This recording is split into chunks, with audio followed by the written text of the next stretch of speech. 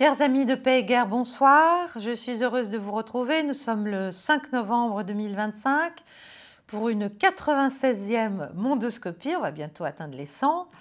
Alors aujourd'hui, 3 points. Évidemment, l'Ukraine, parce que c'est quand même toujours le plus important conflit, à mon avis, mondial et certainement pour l'Europe du moment. Deuxièmement, je voudrais revenir sur l'évolution de la stratégie américaine en Asie centrale, qui est très active, très proactive. Et troisièmement, je vous ferai un petit point sur ce qui se passe au Mali et sur les luttes d'influence qui ont lieu en ce moment au Mali et sur ce que ça pourrait éventuellement donner, en tout cas d'après certaines conjectures de gens relativement bien informés. Alors, d'abord, avant d'entrer tout de suite dans le vif du sujet du premier point, je voudrais revenir sur le contexte général quand même de l'affrontement, qui est de plus en plus ouvert, cet affrontement entre l'empire, on va dire, américain déclinant et l'empire avec tous ses satellites, c'est-à-dire nous, en l'espèce, mais pas que nous. Un empire donc qui est en difficulté et un sud global qui, lui, poursuit, bon an, mal an, mais assez méthodiquement et assez tranquillement, finalement, sa consolidation et qui continue à nous défier, qui continue à le défier. En tout cas, on le prend comme un défi. Bon. Et face à ce défi, on a quand même l'impression qu'il y a une totale éclipse de la raison, si vous voulez, de la rationalité du côté occidental. Que ce soit bien sûr aux États-Unis, que ce soit en Europe, vous suivez ça sans doute comme moi, que ce soit dans les divers proxys, que ce soit même au Moyen-Orient avec Israël, on voit que la panique finalement monte face à la réalité d'une nouvelle configuration internationale, mais face à cette panique, si vous voulez, dans cette situation de panique, il y a un refus vraiment complet du dialogue, de la diplomatie, de chercher des compromis, de chercher des positions, de même chercher à consolider de manière supportable pour les uns et les autres des sphères d'influence, parce qu'en fait, on s'achemine vraiment vers ça. Et donc, le conflit est de plus en plus, si vous voulez, s'étend, étend ses ramifications dans toutes les régions du monde, mais c'est toujours le même conflit. Voilà. Donc il n'y a plus d'accès véritablement au raisonnement, et ça se voit évidemment beaucoup plus qu'ailleurs encore aux États-Unis. Alors en Ukraine, ça se voit aussi, puisqu'on est dans une phase là où on a l'impression que le président Zelensky a quitté cette terre, dans la manière dont il parle de ce qui se passe en ce moment dans l'oblast de Donetsk, à Pokrovsk, où ses forces sont complètement non seulement encerclées, les forces ukrainiennes sont en très très mauvaise posture, et lui il fait des déclarations sur le thème, mais pas du tout, il n'y a que 250 Russes, tout va bien, nous avons la situation under control. Il y a un décalage, si vous voulez, sur le nombre, sur le succès, sur tout ce qui se passe là-bas. C'est-à-dire, on a vraiment l'impression qu'on n'est plus dans le même, on n'est plus sur la même planète. On ne parle plus de la même chose. Donc, il y a un déni qui s'aggrave véritablement. Ce déni, je vous en parle quasiment depuis que j'ai ouvert cette chaîne. Mais là, je trouve que ça prend des proportions folles. Les États-Unis, comme leur proxy, croient toujours et croient manifestement de plus en plus qu'en fait, ce qui compte, ce n'est pas du tout le réel d'une situation. C'est la manière vraiment dont on la présente, c'est les public relations, c'est les narratifs, si vous voulez, c'est ce qui en est dit, c'est la communication qui est faite autour d'une situation, quelle qu'elle soit, mais sans lien avec ce qu'elle est. Si vous voulez. Et c'est très dangereux, c'est très très dangereux. C'est très dangereux parce qu'évidemment, c'est une manière pour le bloc occidental, pour les Américains, mais aussi pour les Européens et au Moyen-Orient pour Israël, de nier bien sûr les responsabilités. Donc là, on voit bien ce qui se passe, par exemple à Israël, à Gaza, où ça continue. Alors, il y a quelques corps qui n'ont pas été remis, c'est vrai, du côté du Hamas, mais enfin, Israël reprend ses opérations, etc. Il y a des accusations terrifiantes de traitement indigne sur, bien sûr, des prisonniers palestiniens. Il y a quelqu'un au sein de l'armée israélienne qui le dénonce, qui alerte, en fait, sur des comportements inadmissibles. Et qu'est-ce qui se passe? On la met en prison. Hein, celle qui a osé, qui a eu le courage, hop, on la met en prison pour que l'omerta demeure. Et on explique qu'en fait, cette dénonciation en fait, est une attaque. Ce n'est pas une tentative de sauver la moralité des forces armées israéliennes, c'est une attaque contre Israël. Et donc, si vous voulez, on déplace le curseur, on ne parle jamais du fond, on parle de la manière dont c'est présenté, et quand ça n'est pas présenté de la façon dont on le souhaiterait, eh bien, on déclare que c'est de la propagande, que c'est scandaleux, et on fait taire tous les lanceurs d'alerte, y compris les lanceurs d'alerte à l'intérieur du système, les rares courageux. Enfin, il y en a, hein, ils ne sont pas si rares, qui osent dire les choses et qui osent dire il faut forcément qu'on nettoie, qu'on nettoie à l'intérieur, qu'on n'autorise pas un certain nombre de choses. Sinon, on y perd notre âme, notre réputation, notre crédibilité. Et à la fin, c'est Israël qui en pâtit. Bon. Donc, si vous voulez... Ça, bon, là, j'ai fait une petite digression sur le Moyen-Orient, parce que c'est l'un des théâtres où comment dirais-je, ce décalage, cette séparation, le fait qu'on est parti dans un autre espace qui n'a plus rien à voir avec la situation, se voit le plus. Mais ça se voit, en fait, partout.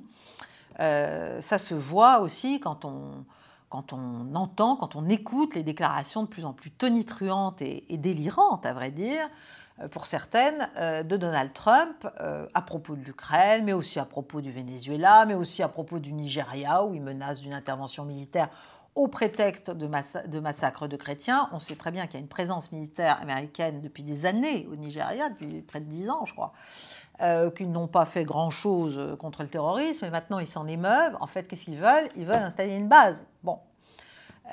Donc là aussi, on nous présente, si vous voulez, des prétextes. Au Venezuela, c'est la lutte contre le trafic de drogue, bien sûr. Donc on s'autorise le fait de continuer à tuer des gens, etc. On menace d'invasion. Vous me direz, c'est une vieille affaire. Le Venezuela, ça fait très longtemps que les États-Unis lorgnent sur ses richesses. Et ça fait au moins 20 ans qu'ils essaient de faire un régime change quand ça ne leur convient pas. C'était le cas avec Chavez, c'est le cas aujourd'hui avec Maduro. Il y a même eu, quand Maduro l'a emporté, vous vous souvenez, celui qui avait été défait face à lui, Guaido, qui avait été présenté par les États-Unis. Ils avaient essayé de l'installer malgré tout comme le président légitime, alors qu'il ne l'était pas, du pays. Donc, si vous voulez, ça va très très loin, cette déconnexion. C'est gravissime pour moi. En tout cas, ce qu'on voit, c'est que vraiment, il y a une prise en main et une grip, une emprise de plus en plus forte du système militaro-industriel américain et au-delà, occidental, parce que ce sont des sommes colossales d'argent et de contrats qui sont en jeu sur les structures dites gouvernantes, hein, aux États-Unis, mais aussi, bien sûr, en Europe. Bon, donc, et alors le droit international, là, c'est plus du tout le sujet. L'Empire assume un divorce complet avec les structures normatives internationales, ce qu'il en restait, en tout cas, l'ONU, la Charte, bon. Et en fait, la seule posture, c'est l'escalade. Et si je reviens à l'Ukraine, mon premier point, on se dit vraiment que là, Trump a pris le parti manifeste. Alors, est-ce qu'il y est contraint, encore une fois? Je ne le sais pas. Est-ce qu'il y a des cadavres énormes dans le placard qui font qu'il ne peut pas faire ce qu'il veut? Ou bien est-ce que c'est juste parce qu'il considère qu'il n'a pas les succès rapides qu'il aimerait à ces conditions face à Vladimir Poutine, ce qui était quand même, pouvait s'en douter, et que donc, comme ça ne lui plaît pas, n'est-ce pas, comme ça ne se fait pas selon ses critères à lui, eh bien, il relance l'escalade pour soi-disant désescalader, c'est-à-dire pour ramener le président à de plus justes dispositions, c'est-à-dire des dispositions pro-américaines, c'est-à-dire en fait s'asseoir sur la souveraineté russe, s'asseoir sur les préoccupations sécuritaires russes, faire comme si on n'avait rien gagné en Ukraine depuis 3 ans et demi, et accepter un cessez-le-feu immédiat, inconditionnel, etc., comme le souhaitent les Américains et les Européens. Bon, donc, voilà, on est dans ce truc et on voit bien que là, l'étau s'est resserré et que Trump n'a quasiment plus de liberté de manœuvre. Bon. Donc, d'ailleurs, c'est dans ce contexte qu'il vient de déclarer qu'il voulait reprendre les essais nucléaires américains. Alors ça, c'est quand même quelque chose d'inquiétant. Parce qu'il y a quand même un traité d'interdiction complète sur les essais nucléaires qui date de 1996, septembre 1996, qui avait été signé par 185 pays, ratifié uniquement par 170, mais quand même ratifié par 3 puissances dotées, 3 puissances nucléaires officielles, la France, la Grande-Bretagne et la Russie. Les États-Unis ne l'ont pas ratifié, à ma connaissance, ni la Chine, ni Israël, ni l'Égypte, ni l'Iran, mais qui ne sont pas des puissances nucléaires. Quant à l'Inde, au Pakistan et à la Corée, ils ne l'ont pas signé. Corée du Nord, pardon, ils ne l'ont pas signé. Bon. Mais enfin, donc on voit bien, là, il y a des responsables russes qui disent, écoutez, on attend qu'on nous explique quand même ce qu'entend exactement faire le président Trump et décider en matière de reprise des essais nucléaires. Est-ce que ça s'adresse, mais ça je vous en ai déjà parlé, est-ce qu'on parle de véritables essais nucléaires, c'est-à-dire essais d'armes nucléaires, ou est-ce qu'on parle de la reprise active de la course aux armements, peut-être pour rattraper les Russes qui continuent à développer leur arsenal. On l'a vu la semaine dernière avec le Bourivestnik et avec la torpille sous-marine Poséidon. Est-ce que c'est pour les rattraper et est-ce que c'est pour développer de nouveau ou faire des essais de vecteurs, c'est-à-dire de moyens permettant d'emporter la bombe. Voilà, c'est ça la grande différence. C'est les vecteurs ou bien les bombes elles-mêmes. Bon. Donc ça, on n'en sait rien. Les Chinois aussi, ils attendent quand même que les États-Unis, même s'ils n'ont pas ratifié ce traité, respectent quand même ses obligations, donc ne reprennent pas les essais. La Russie ne les a pas repris. Bon. Donc, que veut faire Trump? On n'en sait rien, c'est le flou artistique. Ce qui est certain, c'est que c'est quand même une réponse inquiétante au dernier geste de bonne volonté de Poutine, dont je vous ai parlé la semaine dernière, qui était de proposer de ne pas sortir du traité New START, qui est le dernier traité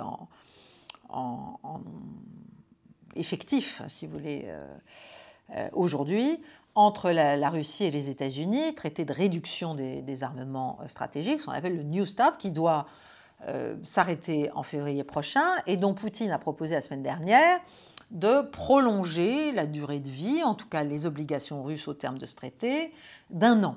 Bon, là, on voit que la réponse de Trump, alors personne ne fait le lien dans les médias, mais enfin, à mon avis, il faudrait quand même le faire. En fait, Trump dit don't care, quoi. I don't care. Voilà. Tu me proposes de continuer finalement le dialogue. Ben non. En fait, moi, je vais reprendre parce que tu as parlé des torpilles, parce que tu continues à faire le matamor avec tes nouvelles armes. Et ben moi aussi, voilà. Donc, en dehors même de l'infantilisme de la posture et du raisonnement, c'est quand même très inquiétant. Et c'est très inquiétant pour ce dont on peut parler à propos de l'Ukraine et même l'idée, non pas d'une paix, mais d'un apaisement.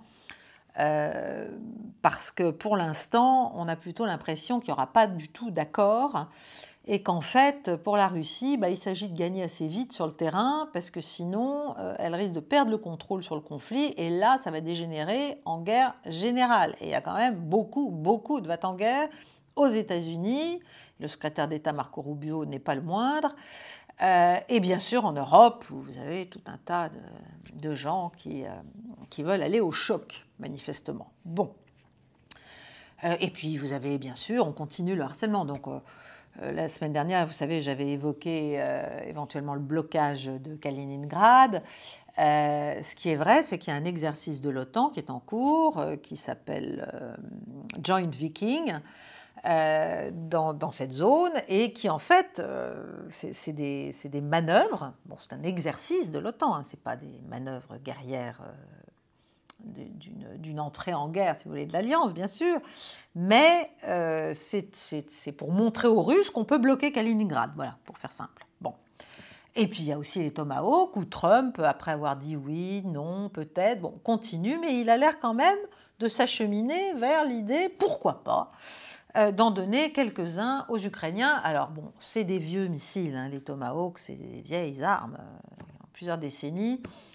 C'est pas ça qui va changer la donne militaire, mais en revanche, ça peut nourrir l'escalade et ça peut évidemment précipiter un dérapage. Bon, donc, si vous voulez, face à tout ça, c'est vrai qu'on s'interroge un peu sur ce qu'on pense à Moscou. Que pense aujourd'hui le président russe, son ministre des Affaires étrangères? Pourquoi est-ce qu'il supporte finalement toutes ces provocations? Pourquoi est-ce qu'il laisse les lignes rouges qu'ils avaient plus ou moins décrites être enfreintes par les Européens, par les Américains, les unes après les autres? Est-ce qu'il mesure bien, en fait, la réalité de l'hostilité de l'Alliance? Parce qu'ils disent qu'il y a une hostilité, mais est-ce qu'ils mesurent bien ce qui est en train de se faire malgré tout? Ils ont montré depuis le début en fait, de l'opération militaire spéciale qu'ils avaient véritablement un intérêt à résoudre ce conflit qui est extrêmement important, qui est structurant pour l'avenir de la sécurité européenne, à le résoudre, mais évidemment à le résoudre à partir de la prise en compte par la partie adverse, américaine en l'espèce, de leurs préoccupations sécuritaires, c'est-à-dire tout ce qui a mené à l'Ukraine se préparant à la guerre contre la Russie et la Russie intervenant sur le territoire ukrainien pour empêcher ça, il y a un moment, il va falloir traiter quand même les problèmes. Je ne sais pas, moi, ça me semble évident. Or, l'Ouest, enfin nous, faisons semblant de ne rien comprendre, hein, n'est-ce pas, à ces préoccupations sécuritaires, et nous faisons semblant de ne toujours rien comprendre. Même 3 ans et demi, bientôt 4 ans après le début de l'opération militaire russe, nous ne voyons pas quel est le problème finalement, nous ne voyons pas que c'est quand même la politique d'extension de l'Alliance Atlantique, la politique hégémonique en fait de Washington, qui actionne bien sûr l'Alliance.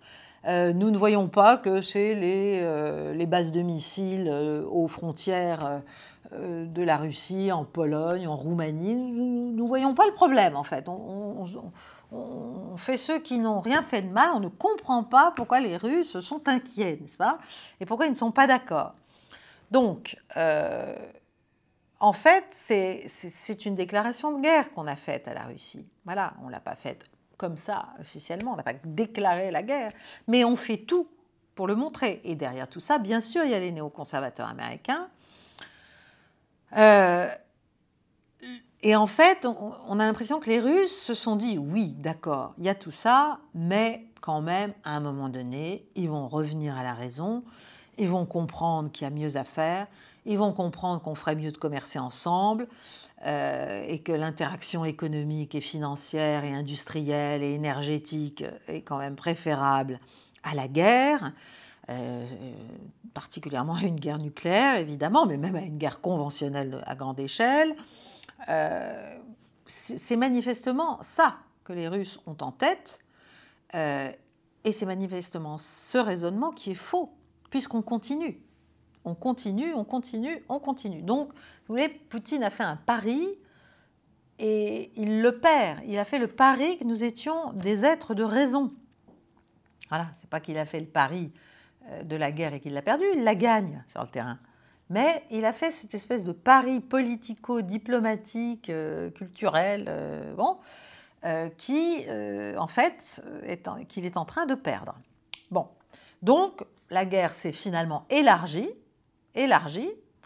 Et il y a des attaques, effectivement, dans la profondeur russe, qui ont quand même des effets. Bon, alors ça casse les réseaux GPS, ça retarde les avions, ça rend Internet inaccessible, ça introduit des délais de paiement plus longs, et bien sûr, il y a aussi des victimes civiles, même s'il n'y en a pas beaucoup, il y en a, parce qu'elles sont délibérément ciblées par les forces ukrainiennes, avec notre appui, donc c'est vraiment des crimes de guerre.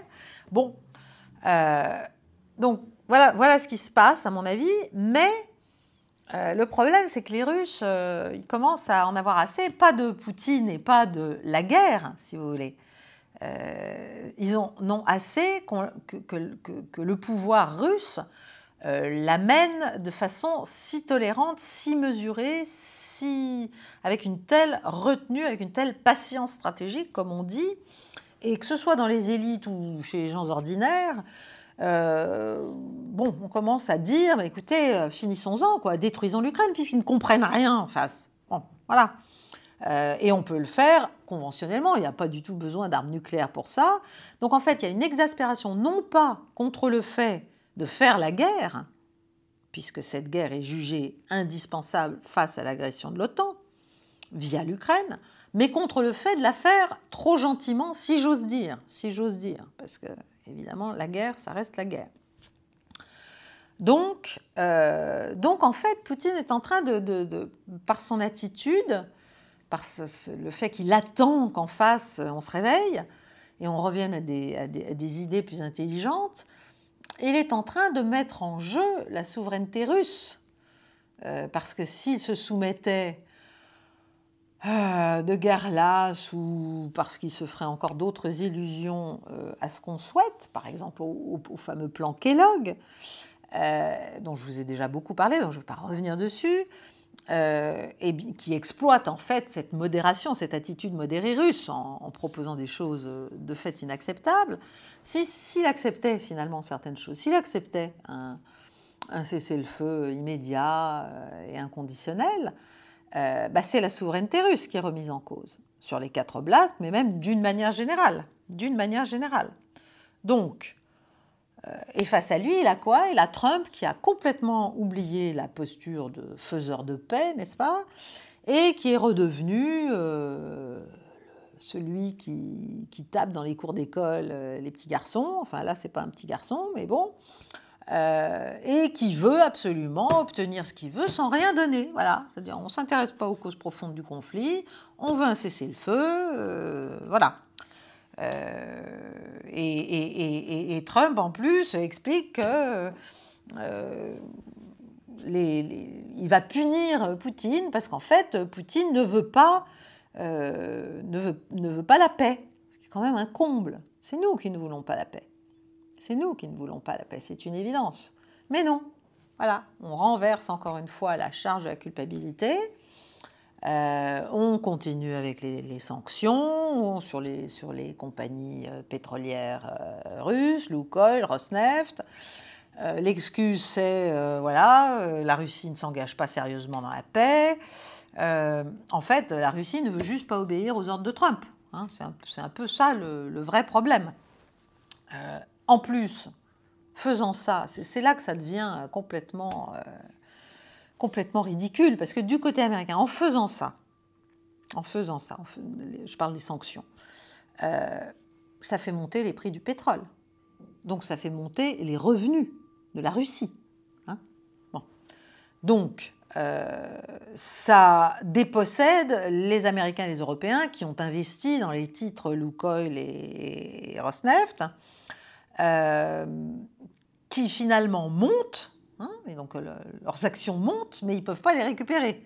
Hein, ils ne peuvent pas accéder en fait à leur richesse, parce que tous leurs comptes sont gelés, du fait des sanctions d'ailleurs précédentes. Donc, les investissements dans les valeurs pétrolières russes des investisseurs américains sont en fait ramenés à zéro. C'est quand même ahurissant, si vous voulez. Et donc, qu'est-ce qu'on essaie de faire? On essaie de les pousser, ces investisseurs américains, à se séparer de leurs titres russes. Voilà. Et donc, finalement, si on revient à ça, les sanctions sur la Russie, ça finit par déposséder des Américains et des Européens. Et ça finit par les ruiner, hein, ou pouvoir en tout cas les ruiner ou les mettre en mauvaise posture. Ensuite, après avoir essayé de découpler la Russie de la Chine, de menacer l'Iran, de déclarer que ces trois-là sont vraiment les ennemis, Trump se retourne vers l'Inde et essaie de l'empêcher d'acheter du pétrole russe. Bon, donc là aussi, en termes géopolitiques, c'est complètement idiot, c'est-à-dire il renforce ce qu'il voudrait éviter, il renforce la convergence, la coagulation de tous ces pays qu'il menace finalement. Bon, il va quand même pas se mettre à bombarder l'Inde si l'Inde n'est pas d'accord. Donc, si vous voulez, tout ça est complètement abscon, tout ça est complètement infantile. Les prix du pétrole montent, ça affecte les économies européennes, y compris la sienne, ça augmente les revenus russes. Il a complètement détruit les illusions russes, ou il est en train, en tout cas, sur une réconciliation possible avec l'Ouest. Et en fait, la pression monte sur Poutine pour qu'il devienne beaucoup plus dur et qu'il arrête d'imaginer, d'avoir des espérances folles qui ne servent à rien et qu'il se concentre sur la guerre, qu'il en finisse avec l'Ukraine. Et voilà. Et évidemment, cette guerre ira bien au-delà de l'Ukraine. C'est ce qu'il faut comprendre. C'est pas qu'elle ira en Europe. Elle n'ira pas en Europe au plan militaire, mais si vous voulez, c'est un affrontement tous azimuts qui est en train d'être... C'est comme si on mettait du fioul sur des braises en permanence. Bon. Donc voilà, on en est vraiment...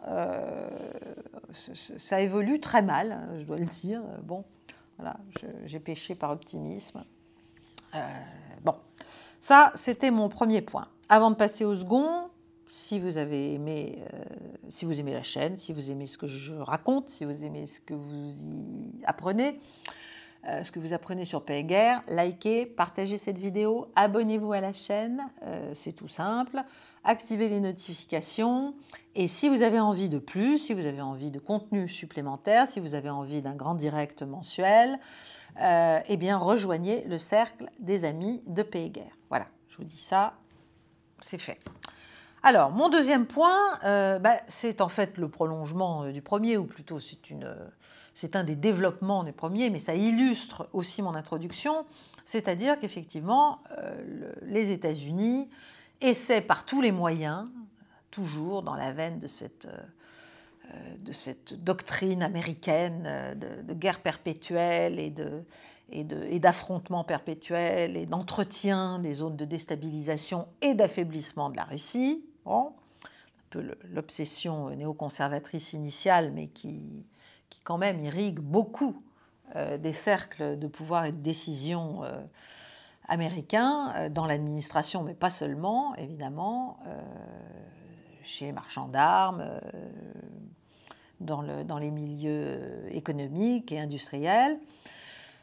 Eh bien, il y a une autre partie du monde dans laquelle s'illustre cette hostilité, cette agressivité américaine, c'est bien sûr la périphérie sud de la Russie, si vous voulez, c'est-à-dire toute l'Asie centrale et le Caucase, en fait. Hein. Donc, et là, on a quand même l'impression eh bien, que tous ces pays, donc là je parle de l'Arménie, de la Géorgie, de l'Afghanistan, qui est aussi... de l'Azerbaïdjan, pardon. Et puis, bien sûr, des 5 stans, hein, donc Kazakhstan, Ouzbékistan, Turkménistan, Kirghizistan, Tadjikistan, en Asie centrale, hein, de l'autre côté de la Caspienne, donc ça fait 8 pays, qui en fait sont en train, plus ou moins, de se laisser circonvenir, acheter, tout ce que vous voulez, en tout cas tenter, séduire, par les Américains, les envoyés américains, les délégations américaines, les promesses américaines, les propositions américaines, bon bref. Et quand même, c'est une question. c'est une question qu'on se pose, qu'ont-ils à y gagner? Alors, Lavrov en a beaucoup parlé récemment en disant que l'OTAN et l'Europe étaient en phase active de construction de plateformes de dialogue, d'interaction avec l'Asie centrale et le Sud-Caucase, et que, bon, il n'y voyait pas des agendas particulièrement cachés, donc ça veut dire que c'est assez clair pour lui, mais ça devient plus embêtant du point de vue russe à partir du moment où tous ces liens visent à en fait faire quitter ces pays de la sphère d'influence russe, hein, plutôt que de juste chercher à établir des liens de coopération mutuellement bénéfiques. Bon, dialogue typique, rhétorique typiquement russe, mesurée, etc., calibrée. Donc ça veut dire en gros, bon, pourquoi pas, hein, si vous voulez venir, mais enfin, si c'est juste pour essayer de créer un bloc contre nous de nouveau à notre périphérie sud, c'est un autre problème. Arrêtez de dire que vous faites juste de la coopération. Bon, tout ça, ça arrive à la veille, puisque c'est demain, d'un sommet américano-Asie centrale, centrale-asiatique si vous voulez, qui aura lieu demain à Washington, le 6 donc, où vous aurez les États-Unis et les 5 stans, hein, donc là il n'y a pas les pays du Caucase Sud, donc vous aurez les Kazakhs, les Kirghizes, les Turkmènes, les Ouzbeks, les Tadjiks. Bien sûr, ça a été préparé par des délégations américaines, le secrétaire d'État adjoint, Lando, un représentant spécial pour la région, etc., qui ont fait toute une tournée, mais bon, ça c'est un grand classique. Et à l'agenda de ce sommet, il y a quand même des choses importantes. Il y a les corridors commerciaux, les minéraux critiques, la question de la compliance avec les sanctions américaines, suivez mon regard contre la Russie, et les questions bien sûr de sécurité. Donc si vous voulez, c'est quand même une véritable offensive qui vise aussi à contrecarrer, bien sûr, non seulement les routes de la soie chinoises, mais les actions de l'Organisation de coopération de Shanghai. Voilà, c'est quelque chose qui vient clairement taper ou chercher à enfoncer un coin dans la diplomatie russe régionale, on va dire. Bon. Et notamment, bien sûr, le contexte de ce sommet, c'est la fameuse route Trump pour la paix et la prospérité internationale, la TRIP, que les États-Unis ont récemment mise en place. Enfin, ils ont conclu un accord avec l'Arménie, l'Azerbaïdjan en août dernier. Et en fait, l'objectif de cet accord, mais j'en ai déjà parlé, je ne sais plus si c'est dans une clé du monde ou dans une mondoscopie, au moins une fois. L'idée, c'est évidemment de se servir de la Turquie, qui est très liée à l'Azerbaïdjan, qui est aussi un membre de l'OTAN, pour, par ce biais de la coopération accrue avec l'Azerbaïdjan et de mise sous tutelle de l'Arménie, de diffuser une influence occidentale dans tous les États d'Asie centrale et du Sud-Caucase, donc qui forment cette périphérie sud de la Russie. Aliyev a été prudent, il a dit que cette route ne serait pas employée pour des objectifs militaires, parce qu'il essaie en même temps, vous savez, c'est le polyalignement azéri, il essaie en même temps de garder de bonnes relations quand même avec la Russie, mais quand même, c'est évident que ça va lier tous ces États beaucoup plus étroitement avec l'Ouest. Bon, on peut s'en réjouir hein, quand on est occidental, il ne faut juste pas que ce soit encore des foyers d'instabilité, voire de guerre. Bon. Et donc, la grande question, c'est que va faire la Russie maintenant ? Que va faire la Russie face à ça? C'est déjà la question d'ailleurs que je m'étais posée. Alors, il y a eu, vous savez, il y a eu un sommet de Valdai en octobre dont je vous ai parlé. Et pendant ce sommet, dont je vous invite à lire d'ailleurs le rapport, hein, le rapport complet qui est disponible en anglais. Il y a un directeur qui s'appelle Bordatchev, un directeur du Club Valdai, enfin des programmes du Club Valdai, qui a essayé de répondre à cette question, mais que va faire la Russie face à cette offensive diplomatique, pour ne pas dire plus, américaine dans la zone sud. Et donc, il a dit, voilà ce qu'il a dit, la Russie sait bien que essayer de résoudre les conflits régionaux militairement, généralement, ça va contre ses intérêts. Elle peut imaginer, elle peut comprendre que tous ses voisins ne le voient pas de la même manière, parce que d'autres pays, inévitablement, jugent la Russie par son histoire, son échelle, son immensité, son pouvoir, si vous voulez, et craignent toujours un peu qu'une aussi grande puissance puisse être tentée par des solutions simples, dit-il. Les voisins, donc il parle de ceux-là, hein, Asie centrale et Sud-Caucase, de la Russie ont des frontières ouvertes dans de multiples directions. Ils cherchent à augmenter finalement leur position, hein, à augmenter leur influence, voilà, à faire monter les enchères, si vous voulez. Donc c'est tout à fait normal qu'ils cherchent des amis partout pour apaiser leurs craintes, bref, pour rééquilibrer, si vous voulez. Mais évidemment, la Russie n'a pas l'intention d'abandonner son influence. Elle n'a pas besoin non plus d'être particulièrement aimée. Elle doit juste comprendre que voilà, c'est normal qu'elle soit crainte parce qu'en fait, elle est immense, elle est énorme, elle est trop dangereuse symboliquement, si vous voulez.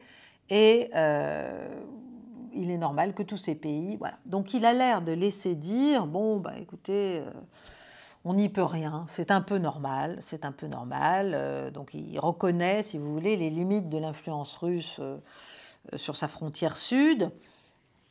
Et il comprend aussi d'ailleurs que tout ça c'est quand même lié à l'opération militaire spéciale parce qu'évidemment ça fait quand même 3 ans et demi et c'est impressionnant que la Russie tient son opération militaire spéciale face à tout l'OTAN.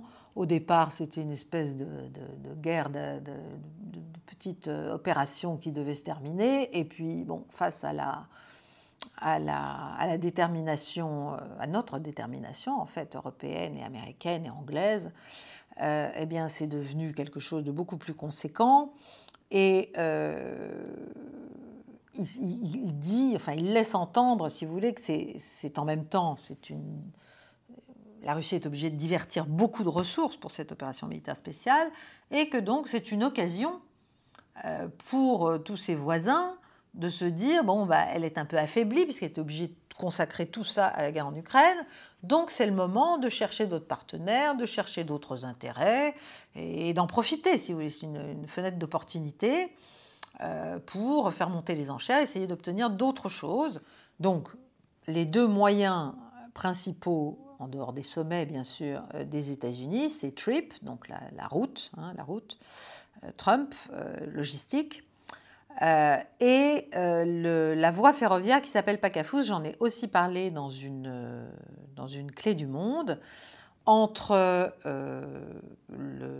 l'allié américain majeur, mais qui n'est pas dans l'OTAN, mais qui est majeur dans la zone, qui est le Pakistan, et l'Asie centrale.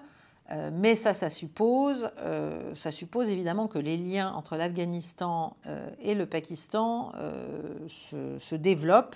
Et c'est l'idée de Trump aussi, enfin l'idée des gens autour de lui. Bon. Donc on voit bien que la Russie a compris le problème, elle a même compris la menace, mais qu'il va falloir quand même qu'elle fasse attention à ce que tout ça n'aboutisse pas à augmenter les menaces sécuritaires à ses frontières sud, parce que là, de nouveau, ce sera encore un foyer d'instabilité inquiétant et dangereux d'une manière générale pour tout le monde. Voilà. Voilà, ça c'est mon deuxième point. Et mon troisième point, pour une fois, je sais qu'on me reproche beaucoup de ne pas parler assez d'Afrique, je vais vous parler un peu du Mali.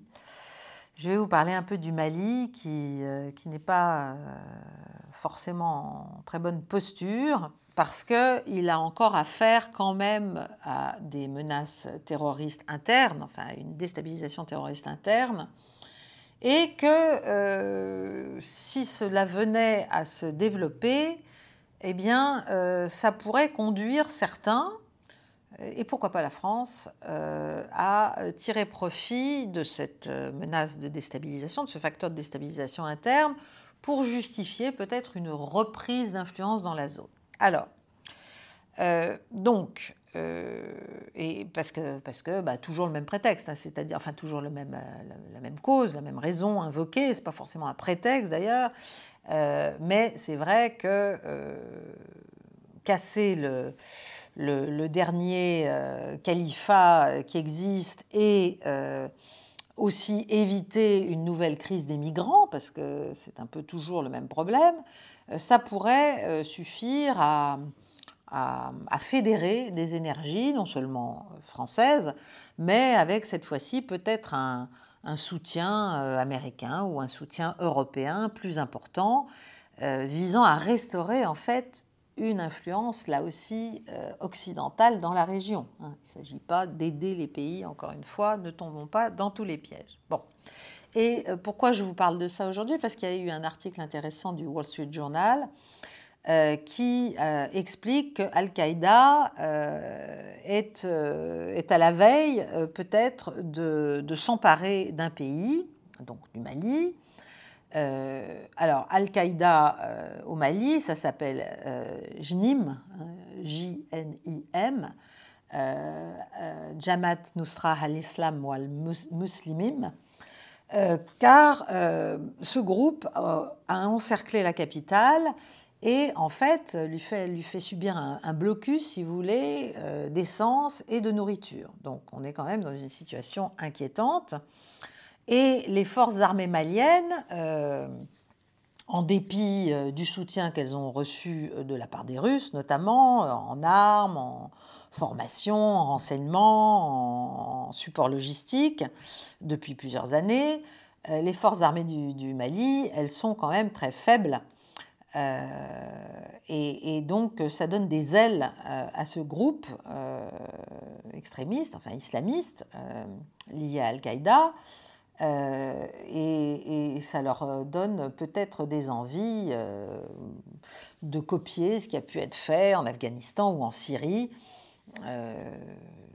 c'est-à-dire à force d'une guerre d'usure menée contre l'État, d'arriver à s'en saisir.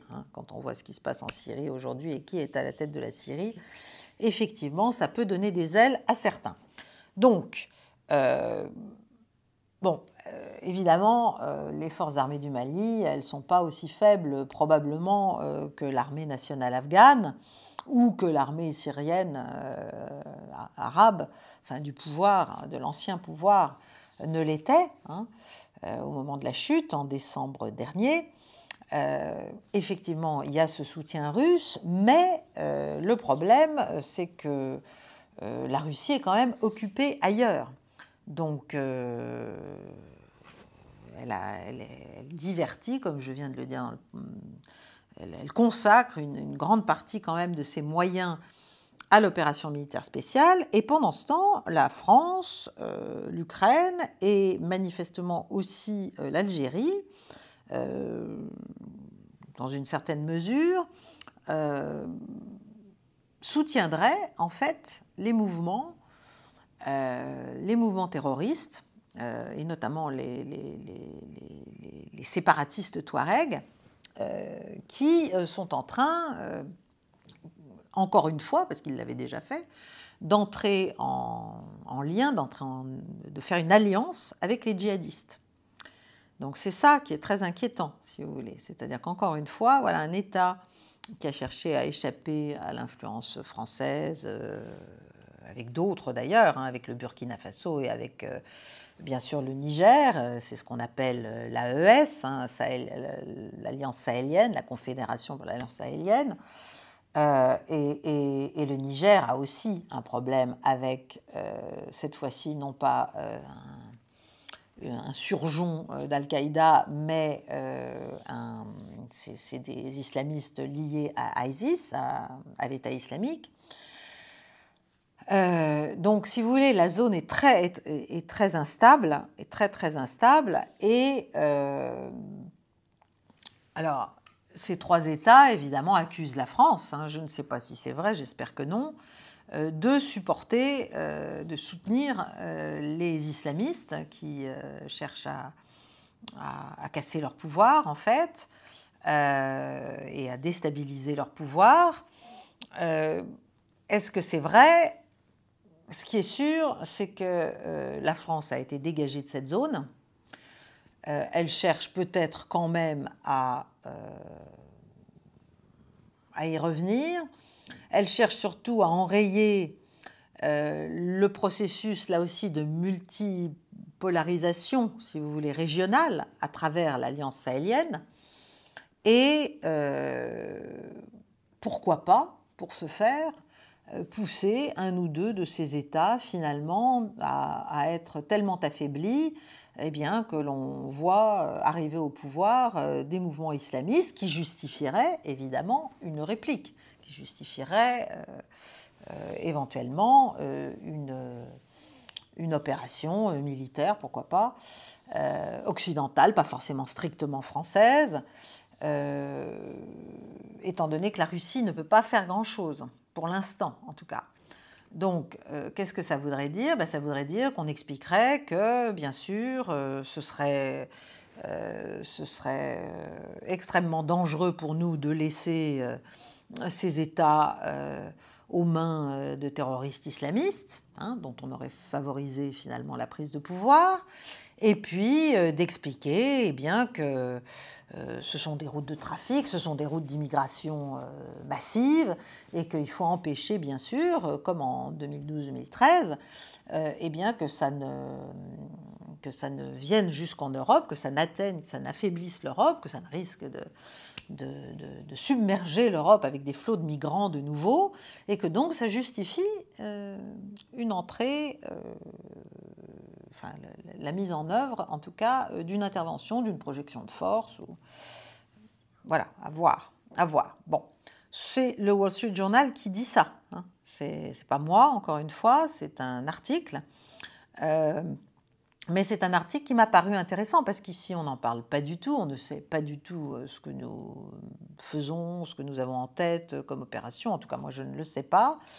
Mais là, on peut se dire que si effectivement deux des pays, ou même un seul des pays de l'Alliance sahélienne est menacé, n'arrive pas à se défendre, est pris par des mouvements terroristes, on aura un prétexte en or pour revenir et pour venir gêner, bien sûr, la Russie sur place, ça c'est sûr, et essayer de sécuriser toutes les routes commerciales vers l'Afrique, vers les marchés africains, vers le marché du travail africain aussi, parce que tout ça, ça a quand même beaucoup de sens stratégique pour l'Ouest.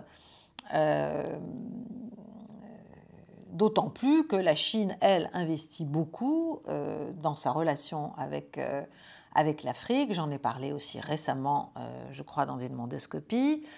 Et qu'il y a, comment dirais-je, j'en ai parlé aussi au niveau des systèmes de paiement, du CIPS versus le SWIFT, en expliquant qu'une grande partie des pays africains, aujourd'hui, ont pris la décision eh bien, de déporter finalement leurs intérêts financiers vers un système de paiement dirigé par la Chine. Bon.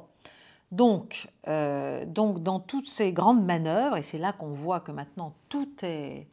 Il n'y a plus une guerre quelque part qui ne touche que deux pays. Tout est plus lié que jamais. Tout est plus lié que jamais vers toutes les périphéries des empires, soit la Chine, soit la Russie, etc. Et bien sûr vers l'Afrique, qui est un continent d'avenir à tout point de vue, d'avenir économique bien sûr, mais d'avenir aussi humain. Eh bien, il il faut s'intéresser aussi à ce qu'on pourrait avoir encore en tête. Moi, je ne suis pas contre le fait que la France reprenne une certaine influence en Afrique, mais peut-être pas en aidant ou même en laissant faire des mouvements terroristes de type Al-Qaïda ou ISIS dans ces pays anciennement sous notre influence. Voilà, je termine sur ce petit point. Termine aussi en disant qu'évidemment, ça va être intéressant quand même de voir comment va réagir Moscou face à ça. Est-ce qu'ils vont laisser leur allié malien tout seul ou pas? Je ne sais pas. Est-ce qu'ils peuvent l'aider et comment et jusqu'à quel point? Bref, est-ce que cette tentative, là encore, de venir enfoncer un coin dans une influence russe régionale sur une ancienne zone d'influence française, en l'espèce, a des chances d'aboutir et sous quelle forme? Nous verrons ça sans doute dans de prochains épisodes. Voilà, je vous remercie beaucoup de votre attention, je vous souhaite une belle soirée et je vous dis à très bientôt, à la semaine prochaine pour une nouvelle Mondoscopie. Merci chers amis.